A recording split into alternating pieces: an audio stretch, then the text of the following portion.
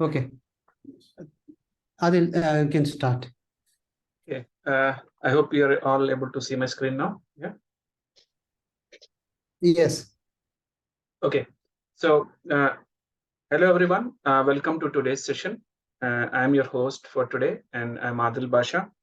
I work as a senior architect cloud operations at Cambridge Technology, and I am a certified solution architect professional, and I have done my recertification 3 times. So, uh, and my key role in the current organization is to perform well-architected reviews and also design and architect enterprise workloads so that our customers move seamlessly to the AWS world or other public clouds.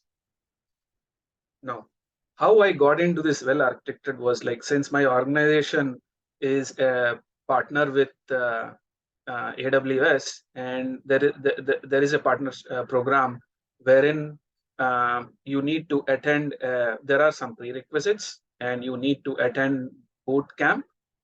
Once you attend the boot camp and you get the partnership program, wherein you are eligible to do the performance of the well-architected reviews for your end customers. Now,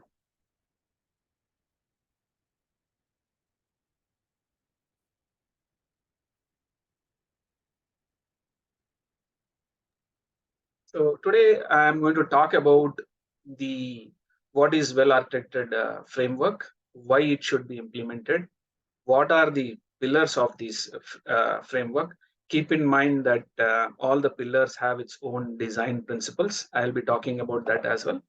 And what are the action items once you perform the well-architected reviews, what happens next, right? So before getting into the actual agenda, um, as per the Gartner report, the global public cloud spending for the previous year was $491 billion.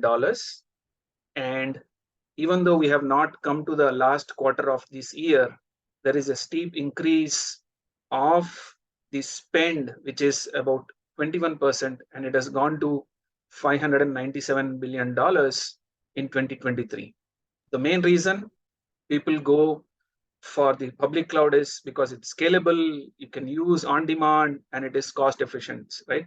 So while people are using these and there is a large spend on the public cloud, it is also observed that out of the spend, 30% of the money is wasted, right? How it is wasted? People go with wrong information.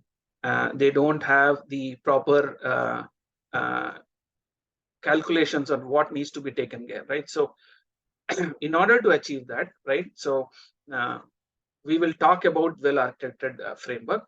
Now, before I get into details, right? So let's think of a scenario, right? So on the 12th of September, Apple released most of its own, most of the products. And just imagine that you are working for an organization, right, which are into selling off these products, right? So, and if you have not designed your workloads properly or not architected properly, and you see sudden surge in the traffic, what happens? The application goes down, you lose customers, customers are unhappy, and you lose revenue, and you're out of business. Why this? So in the current world, having a resilient architecture is a necessity but not a choice, right? So keeping all this in mind, so let's talk about AWS well-architected framework, right? So in year 2015, in the AWS reInvent, the CTO of AWS came up with white papers for 5 pillars in terms of what are the best practices. So at that time, the 5 pillars were operational excellence, security, reliability, performance efficiency, and cost optimization. The sustainability pillar was added around 2.5 years back. Now, how they came into coming these best practices, because over the period of experience, what their own team has learned from the customers, from the product team of AWS, and from the professional services group, what they have. So based on this, they came up with these pillars. So then what happened is they were going through these best practices in terms of PDFs, but this got evolved. And in 2018, what AWS did was they added a tool called well-architected tool in their AWS console itself, so that you can review your workloads in terms of your pillars, right? And the basic idea of this framework is to help you to understand what are the pros and cons of decisions you have made while you built your workloads on the AWS. And the main intent of this framework is that the customers, they don't do designing or architecting from the scratch, but use this best practices which is defined by AWS. It's like you're not going to build the wheel itself, then utilize their best practices, right? Now, at the same time, what AWS says is this particular framework is not like, okay, you have to do this, you should not do this. It's not do and don'ts. Instead, they give you a blueprint and guidelines to build your resilient your application or workloads in which are running resilient, secure, and scalable on the AWS. Now, if you go on a definition wise, it says the AWS well-architected framework is designed to provide with high-level guidance and best practices to help build and maintain secure, reliable, performant, cost-optimized, and operationally excellent applications in the AWS cloud. So this was the evolution and why this is built and why we should be using as the thumb rule when we are deploying this. Now, let us talk about why do we need this framework, or why do we need this to be reviewed? Because it will help in building, and it will help to make sure that your workloads are deployed and implemented in a seamless way, that it can support the surge in traffic in terms of performance and reliability. And from the security standpoint, it has the ability to identify the potential risks, like if your workloads are vulnerable, right? And it also helps to provide a comprehensive data assessment, which will help you identify where you can improve in terms of quality or in terms of running the workloads. Now, as I said, there are 6 pillars. So I will talk about each pillar in detail, and each pillar has its own design principle. I will try to explain those, and I will also try to correlate in real-time experiences, right? So the first one is operational excellence. What is operational excellence? So this pillar is about running and monitoring your workloads in AWS so that you deliver the business proposition which you are defined for and continuity in your application, right? So the goal is not only to have a system which is running efficiently, but it should be running as a reliable also, right? And this is a pillar. If you rate out of 100, if you rate out of all these 6 pillars, operational excellence pillar gets 26% of the chunk. So if you are having if you are going with well-architected framework, you should always make sure this pillar is up to date, because it has, as I said, 26%, right? So now, what are the design principles of this operational excellence? So the first design principle is perform operational as a code. What does this mean? Like when you develop a software, right? when you develop a software, what you do is you write a code, right? In the same way, think that you are provisioning your workloads with the scripts. So in this, what happens is you make all the operations of the workloads using scripts and automating them, right? With this, what happens? The common human errors are eliminated, and you can create and predict the responses whenever an event occurs, right? Using CloudFormation or CI/CD, right? Like whenever a new customer joins and you are having a multi-tenant application, right? Instead of you going and provisioning and running set of commands or going to AWS console, the best practice is you perform operational as a code. Run when you see a new user has registered, on the back end, it should automatically run your set of scripts, which provisions everything for a new customer, right? Now, the next pillar, the next design principle is make frequent small reversible changes. What does this mean, right? So, for example, you have a product running and you have a module and it has subset of features, right? So as per this design principle, it says that you should not be releasing the entire module itself. Instead, release small features of those particular modules so that if there are any issues, then you can roll back. So this is how to define this principle, which is make frequent and small reversible changes. Then the other design principle is anticipate failure. In normal use case, what happens? You're running an application in cloud, an application goes down, then you do a post-mortem, right? So, but this operational excellence pillar says you should be always doing pre-mortem. That means well in hand, you need to simulate the spike, or you need to come up with different scenarios where you see the application is going down. Normally in my environment, whenever we are going and releasing the product to the end customer, before the release, what we do is we use Chaos Monkey, right? So Chaos Monkey is a very famous tool. What it does is it will run and it will remove a container or an instance from the load balancer. It will edit the security groups, right? It will make sure that that the routing between the subnets are going down. So the entire design principle says that, okay, we should always anticipate failure. So we should be always performing. That means we should be always performing game days, right? Then the next thing is learn from the failures.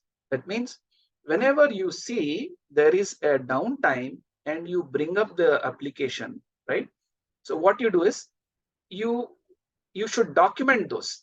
So the entire operational excellence is about documentation, so that when you have your operational team, and if something goes down, they should be directly going and reading the standard operating procedures, which is in a centralized location, and like Confluence, and go through it and bring up the application, then going and digging and things, right? And if the application is going down, you should have a very good root cause analysis document created, so that next time the same scenario happens, your support team goes and looks for those RCAs, and in no time the application comes up. So this is with respect to operation excellence. The next important pillar is security, and security pillar is a very, very important aspect and part of zero trust, right? So one question. Yes, not sure if you are sharing the screen yet. The slide still shows pillars of well-architected framework. Yeah, I'm in the well-architected framework. Okay, yeah, fine. Please continue. Okay. Yeah. So if there are any questions, please put it in the chat, and Jagdish will take, or I will take it in last for Q&A. Yeah. Now talking about the security pillar, right? So security pillar is in my experiences, what happens is whenever I am doing well-architected reviews for my customers, first thing the question is, how do I know my account or my resources are secure, right? So for that, what I say is you have to follow this security pillar, right? So let's talk about it, right? So the focus of this pillar is in protecting the data, the systems, and the assets which are part of your account or of your environment. And at the same time, you are maintaining the confidentiality of the data, having a strong identity and access management. Then you have the controls to detect the security threats, and you're always using the latest technology which are offered by the public cloud service provider to make sure that your product is secure, right? Now, what are the design principles of the security pillar? First and foremost, that is one of my favorite, is implement strong identity foundation. With this, what is the basic principle of this foundation is the least privilege policies. You should be following this always. And instead of having a static credentials, you should have a centralized identity and access management like ADFS, so that you are creating the users from a centralized locations, right? Then the next is maintain traceability in all the layers. By what does this mean? So by monitoring all the workloads and enabling and logging into all the resources, what happens is whenever there is an event occurring, you have those logs. Taking that logs into picture, you can mitigate those vulnerabilities, right? The next thing is apply security in all the layers. So this is one of very commonly seen issues. What is happening is, as per the design principle, it says that you have to isolate all the tiers. When I say tiers, it's like your web tier is isolated, your application tier is isolated, your database tier is isolated. So, and when these two tiers are talking to each other, make sure only the required ports and protocols are adhered, then opening end to end, right? And you should also make sure you have proper WAF enabled in front of your web tier, right? So that your traffic is scrutinized. And the other important aspect of or design principle of the security is protect data at rest and transit. So in this, what happens is the best practice is like you need to encrypt data at rest with KMS or third party.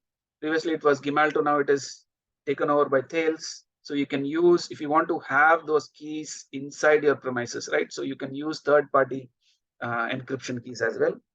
And for data at transit or fly, you can use ACMs, right? Then the last design principle is prepare for security events. So in the security events, what it recommends is we should use various automation tools so that you are always detecting and preventing the vulnerabilities which are identified for the environment. So any questions for this operational excellence and security?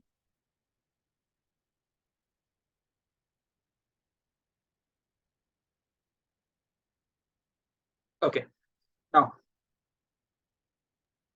Hey, I have a question here, Vignesh Prasad.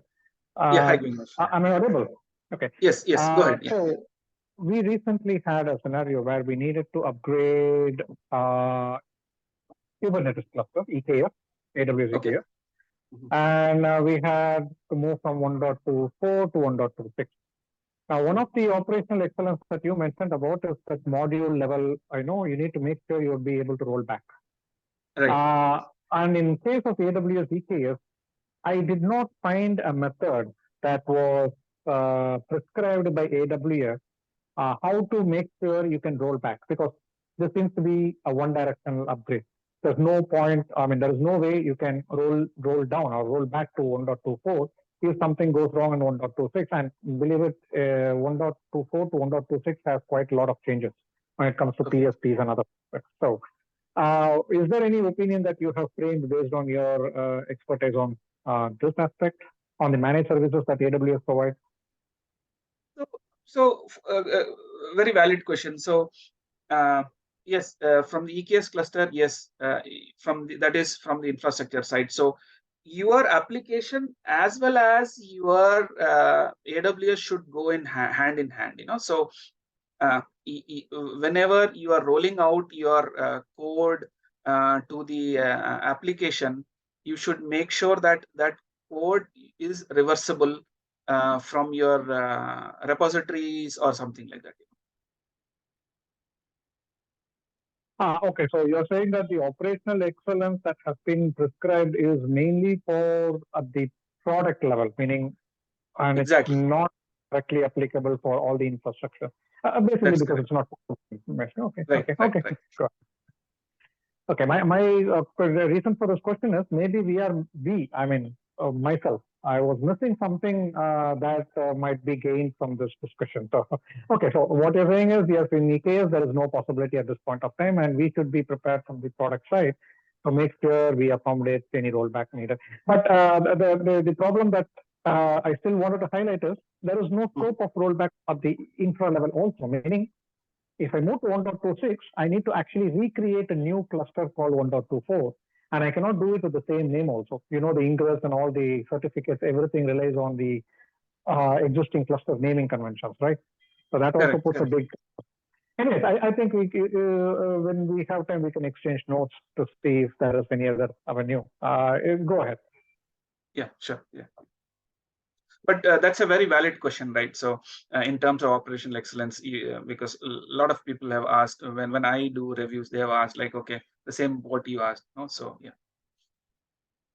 Okay. The other pillar is reliability. Now, in terms of when you segregate the percentage, when operational excellence takes 26 and reliability pillar takes 22% out of 100. So this pillar talks about how stable is your environment. Is it always available and serving your request and response whenever the customer uses it? And also, does the system has the ability to recover from the disruptions, and can it meet the demand whenever there is surge in traffic, right? So because why we come to the world of cloud is because we want to have more of, instead of having a bulky machines, right, we want to have a more of scalable environment, right? So, and we should be always automating our environment in such a way that if there is a sudden spike from one and you have your health check is based on CPU, automatically a new container or instance should come, right? So for that, this pillar is main, right? So the first design principle of this automatic recover is automatically recover from the failures. That means you should always monitor the important metrics closely and identify and use the automations to fix the issues as soon as possible whenever it occurs, right? And we should and the next design principle is we should always actively test how systems can handle the failures and use automatic simulations for the failure scenarios. So as I said, in terms of operational excellence, right? So you should always perform game days, right? So the test recovery is also part of the game day. You should always see whether my workloads, how they perform, whether the workloads are coming to a stable state whenever there is a surge in traffic, right? And as I said before, the other principle is scale horizontally to increase the aggregate workloads on the availability. That means instead of having a single large resource, you should have multiple small resources which are spun across the different availability zones to avoid single point of failure.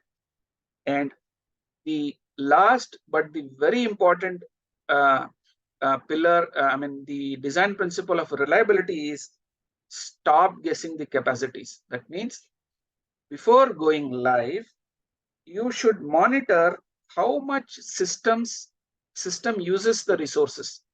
Do a benchmark testing. Based on that, you go for your production workloads. So you need to adjust your resources accordingly. This is with respect to the reliability pillar. And the next pillar is performance efficiency. So this pillar talks about seeing if we are using the compute resources efficiently to meet our system requirements, and does it maintain the same efficiency as and when there is a increase in spike, right? So how we can make sure this is happening is performance efficiency. The first design principle, which is very important for all the people who are using AWS public cloud. Now you have a well-architected reviews in Azure also, right? So the first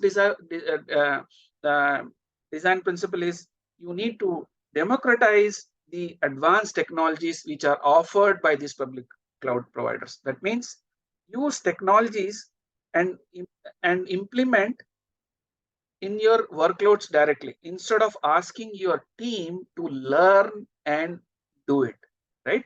For example, very good example is the RDS, which is a PaaS-based solution, right? So in terms of shared responsibility, what happens is, as part of shared responsibility, the bottom layer, where you're in terms of PaaS, which is PaaS service RDS, the AWS will take care of the operating system. It will take the patching of the operating system. It will take care of the patching or the service packs for the database instances, right? What you only need to do is you need to deploy your database, be it Oracle or SQL or Aurora in terms of Postgres or MySQL. So in this, what is happening is you are eliminating the work which is given to your team, right? So otherwise, if you are going as infrastructure as service for running your RDBMS, what happens? You need sysads who need to take care of your operating system. They need to patch your operating system. Then you need a DBAs to take care of whether your database is rightly optimized or not, whether right parameters are set, all this, right? So the best way is to use the offerings in terms of PaaS or SaaS for running your workloads. Then the next design principle is go global in minutes, right? So what does this mean is deploying the workloads in multiple AWS regions or have edge locations, right? So that it is accessible to your global customers, because nowadays it's the world where I worked with one of the customer. They had an office in the North America and Australia. So what they said is, okay, I want a single URL to be accessed. I don't want a different URLs for that, right? So for these scenarios, the go global minute principle really comes into picture, like how we can do latency-based routing using your load balancers. At the same time, you can use your edge locations to have those data so that it is whenever an end user is accessing, it's like they're accessing locally, right? Then the next important pillar is go serverless, right? Previously, I was talking about like if you are deploying your applications in terms of IaaS, so you need to take care of the infrastructure. You need to have your system admin. Then you need to have an app admin to take care of that. So instead of, you can go for the services like Fargate, right? So you can have task-based running in this. So I'm not sure if anyone has worked with AWS SaaS Boost. So the project which I did around 2 years back was taken as a use case. So there we used Fargate. So that time it was quite new, so it was new. So in this scenario, what suggest is go serverless as much as you can, so that you don't have dependency on infrastructure as a service. Then, since we are in the cloud world, the last principle of the performance efficiency says that you need to experiment more often. That means AWS gives you a variety of instances, right? So you need to do your benchmarking, whether your application is a CPU centric, whether it is a memory centric, what type of application you are using, right? So with this, you can quickly carry out your tests and see, okay, my application is a CPU centric, then let me go with a CPU centric based resources. Any questions on the reliability and performance efficiency?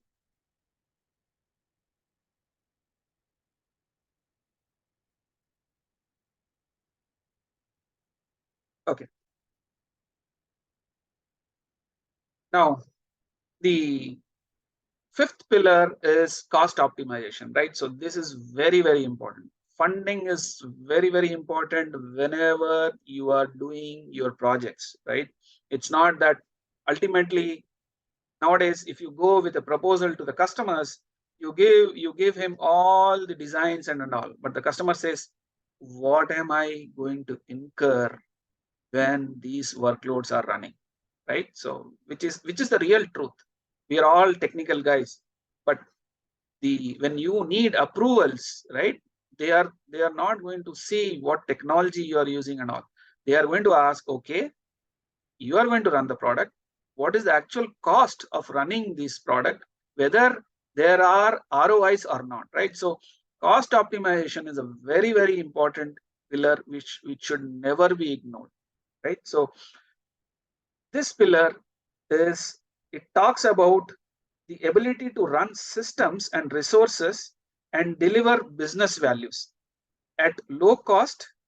And in short, what it says is using the right type of resources, and we should always avoid unnecessary cost and make cost-effective decisions, right? So what are those? So talking about the implementation, so the first design principle says is implement cloud financial management, right? So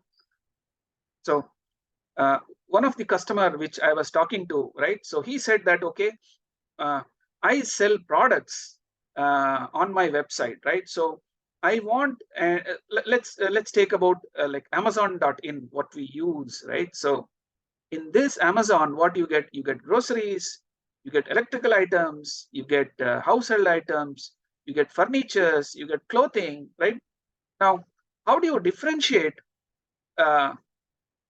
and how does the Amazon knows that what is the cost which is involved and what is the profit I'm making, right? So the first principle is implement cloud financial management is basically talking about this, right? So in theoretically, it says that, okay, to achieve the financial success on running the workloads in business, the organization needs to invest time and resources in capacity planning and usage. So with this, what you need is you should be very good in tagging your environments. Tagging taxonomy is very, very important, because at the end of the month, you can say that, okay, this particular team is running their product in AWS, and this is the cost it has incurred, and how we are getting is you can go to this with the tagging, you can use this and you can do a cost explorer of this.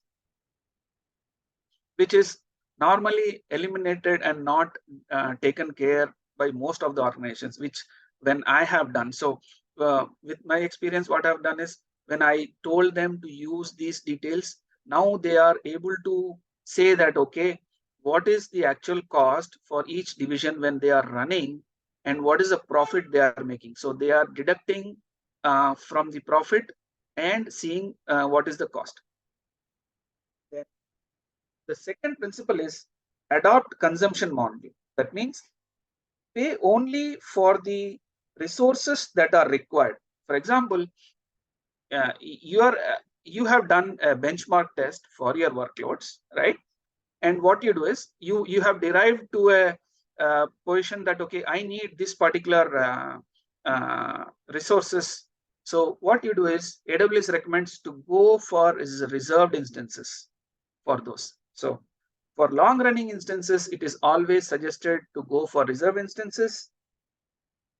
And for example, if you are using for development purposes, do only make sure those are running only at the time when you are working on it, right? So for example, you are running working from 10 to 7, right? So have operational excellence embedded to cost optimization. How?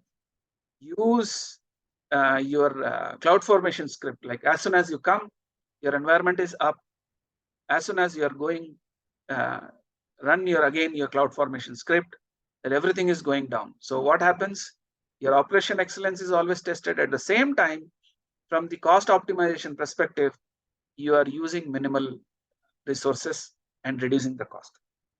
And the last design principle is measure over efficiency. That means make sure the servers are not, or your other resources are not over provisioned.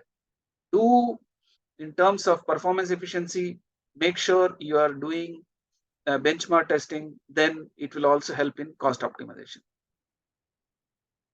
And the last pillar, which is sustainability, this is basically on talking about the environmental impacts when you're running on the workloads. So if you have a proper reliability pillar and if you have done a proper performance efficiency, automatically you are meeting the sustainability pillar standards. Okay. Now, since I spoke more on these on a use cases wise, let's talk about on the macro level or on the ground zero, what is really what you need to do in for all these principles, right? So for operational excellence pillar, use infrastructure as a code. Always use run books and playbooks. That means when you have an operational team, make sure they are thorough of what the business requires. And when you say business require, that means they know what is the functional of the business and from what are the technical aspects to run those workloads. So they should be well aware of the run books, playbooks. They should be always performing game days. Game days are very, very important because if the application goes down, you are blind, right? You get calls from your business saying that, okay, application is down, customer is yelling at me, right? This happens, right? So in order to eliminate, you should always perform game days and always make sure you are doing documentation for all these, right? And make sure that everyone from your operational team is going through. It's not that a database administrator is doing only the database administrator job, right? So you should be aware of entire thing. Have root cause analysis document as much as you can, right? Build your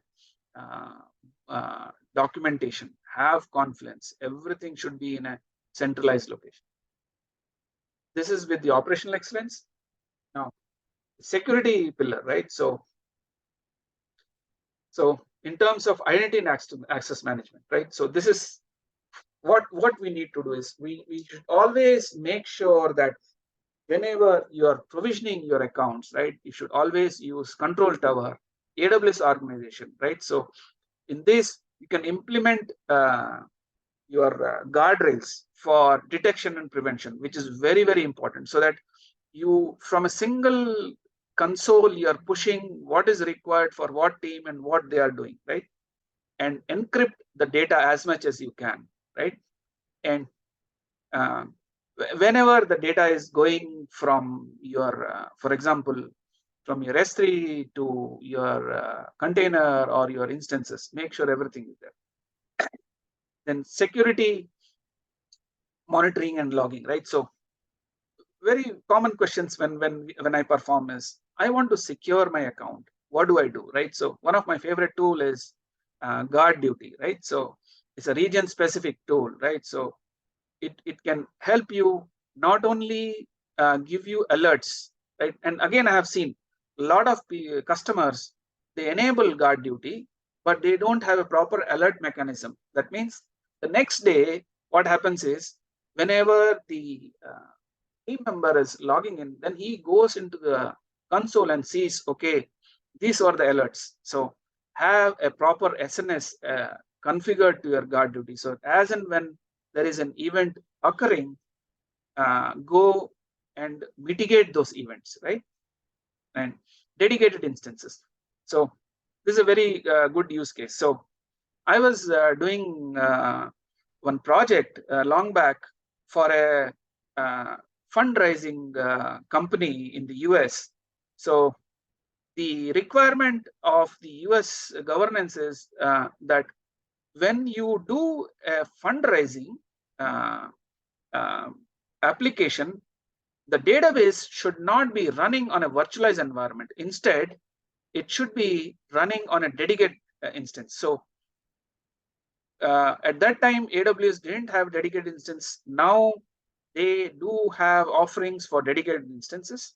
So that time, what we did is we had our route going to their office, and through then coming to the application layer, and the web layer, which was in AWS, right? So security is again for dedicated instances. From compliance and governance, right? So like if you have worked with financials of Singapore, right? So as per the compliance and governance, it says no data of any BFSI should go outside the Singapore region, right? So you need to comply. This is a security. So you need to be aware of this. So one of BFI customer which I worked, they had this, right? So we used to then we have to adhere this, right? Like for example, if you are having a HIPAA compliance, right? So customer is having HIPAA data, which is having patient information, right? So you need to adhere. So this and all comes under security pillar. So any questions on the operational excellence pillar or any security pillar when we are talking about on the actual data?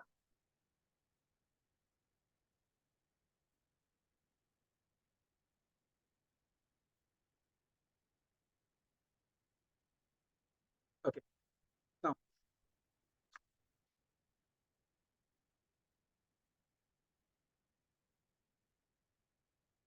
Now, reliability pillar. So the reliability pillar, it says you should have small multiple resources spun across multiple regions. Then you should know the service limits, right? So so previously you used to have in the dashboard, EC2 dashboards, you used to have service limits. That means each and every region has a limit for a particular instance types. If you want to have more VPCs, more IPs, right? Now they have changed it as a service quota. So you should be always aware, right? You should not that, okay, I'm going to scale my workloads to 40, right? It's not going to happen because there is a limit for particular region for a particular account, right? So you should be very much aware of this service quotas. Then you should always see whether your scalability is happening or not. That means you are having a right automation tool to do a scaling, right? And from reliability's perspective, whether you are doing health checks and monitoring so that it scales, and from networking perspective, what is it is like you have two different VPCs, right? So whether you have transit gateways attached to it or not, right? From self-healing or disaster recovery, right? So whether do you have disaster recovery, whether you have a cold DR, whether you have a warm DR, whether you have a hot DR, right? So what is your DR plan? That should be well documented, and once in a quarter, it should be a thumb rule that you perform disaster recovery, right? So this is with respect to reliability pillar. Now, from the performance efficiency, right AWS services are selected, and you are using doing a right utilization from the storage architecture. What happens is you should always make sure what kind of volumes you are using, right? So for it's always recommended if you are on a production environment, right?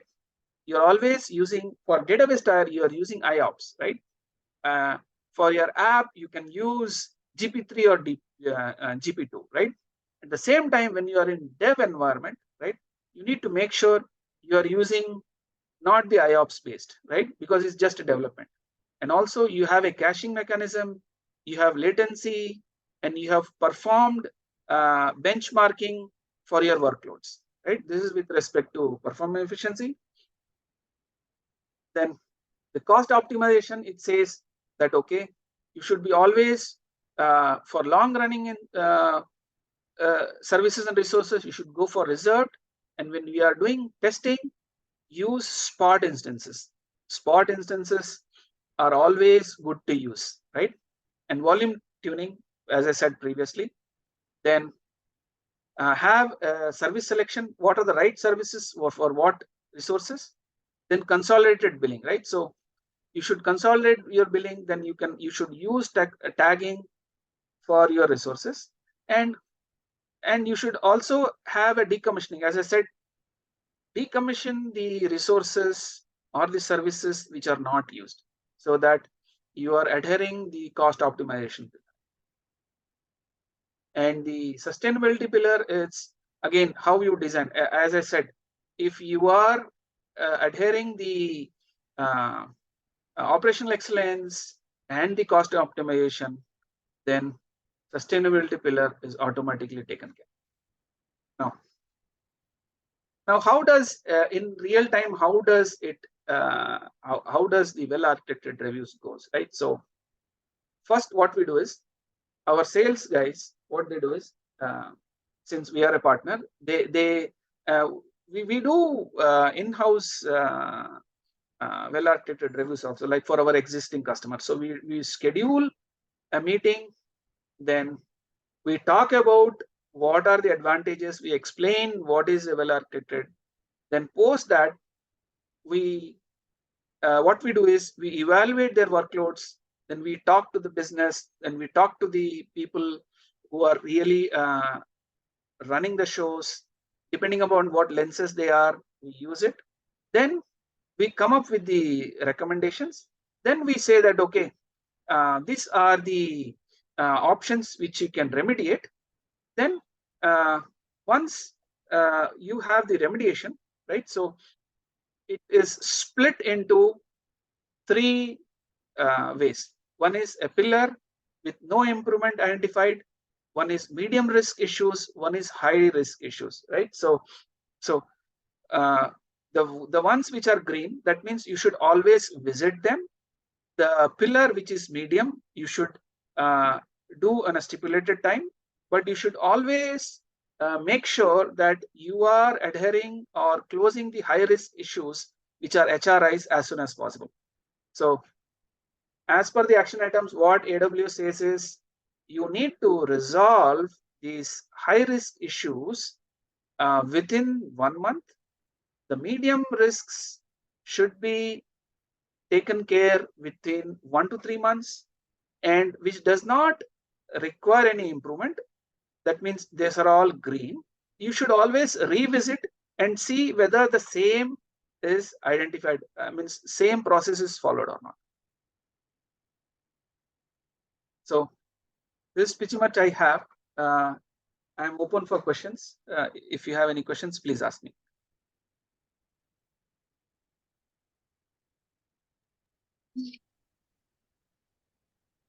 There is one chat. I had, yeah. I'm the chat. Yeah, so I have one question from my side, Adil. So, but I'm not sure how come this will serve with the scope of well-acted funnel, but I'm just curious enough to whether it will help in my scenario. Okay. So yeah. So my scenario is what we handle is we are totally a serverless framework, and we are handling the process workloads using lambdas and orchestrating those with step functions. So Okay. the data that we receive is via SFTP. Okay. So the scenario is the files that we process are predominantly zip files. So as we are using lambdas, the unzipping part is taking much longer time. And of course, we know, right? Lambda's maximum time mode is 15 minutes, and it is having a bottleneck over there. So like after going live after 3 to 4 months, we found this, and we are finding some different strategies to cope in it, and we have found some, but it is an architectural change which is very difficult to change now. So we are struggling with that. So will well architected framework will help us in any way with this bottleneck, or will it find it in any way in prior, or will it throw some suggestions on this, or how does that will serve us in this scenario? That's my question. Okay. So what you are saying is you have set of zip files which you need to untar and put using a lambda function, right? Exactly. Yeah. Okay. So I guess um, I mean, I need to understand better what kind of architecture it is, but Exactly. So it's very simple, right? So basically, it's just a matter of uh, 3 or 4 lambda functions, right, which is orchestrated using step function, and that right. step function will be triggered whenever the zip file is being uploaded. So when the zip file is of huge size, like let's say 10 GB or 20 GB, that is taking much longer time to unzip. So this unzipping process takes in one part of the lambda. So that's which is like second or third part of the step function, right? So that lambda is having a bottleneck, but other process I've made it using a multi-threading process, so we are all good on that. But this unzipping alone is not happening, and we are already using the optimized approach with regards to Python. But when coming to architectural side, my question is: will well architected framework will help us find it in prior, or how well architected framework will help me in this scenario, or So is that yeah, is so that in this scenario, what you can do is the fourth pillar, which is performance efficiency, comes into picture, right? So right, right? so may I know where you are actually storing these zip files? So actually we are streaming in S3, actually S3 to S. Okay.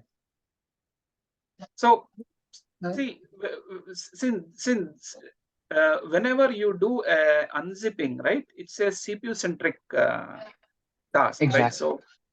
So what I would suggest is, instead of having this running on a because the whole idea of the S3 is totally different, right? So it's an object, right? So what I would Yeah. suggest is, whenever you are having this unzip process, right, have set of spot instances which are having high IOPS based volumes, and perform this scenario. Then I'm sure, for sure, definitely you will have high performance, or it will reduce your uh, time frame, because this was like, there is a website called vht.com, right? So what they do is they give the photography for the real estate agents. It's a basically photography for real estate, right? So they had the Right. same scenarios. So they were storing, and whenever and whenever a person tries to goes and tries to retrieve a set of images, it used to take a lot of time, right? So Right. so you can use these spot instances and have high ops, and you should definitely see a performance improvement in that. Perfect. Perfect. Sure. I will just add to Adil one more thing that because it's not completely related to well architect, but it is part of some architectural decision that you want to make. What I feel is you are having bottleneck with 15 minutes time limit Right. that Lambda has. So you need to have something that is running more than 15 minutes. So that's the way how Exactly. I would see this. So you need to have some Right. kind of process that you can you run for more than 15 minutes, which can be as Adil mentioned, it can be a spot instance, or it can be a forget container for that matter, which can run much longer Right. than that. Right. Or you can implement Right. process where you can split the file, unzip them and zip them together in parallel. So you have that 15-minute mark still running. So you have ways to do that, right? You can split the file, zip file, unzip them, and then join them again. So there are some libraries around this. So those are a couple of ways I can think through of this solution. Thank you, Jagdish. Yeah, thanks. That's a new lot of scope actually. Yeah, thanks for bringing like thinking in that dimension. Thanks for that.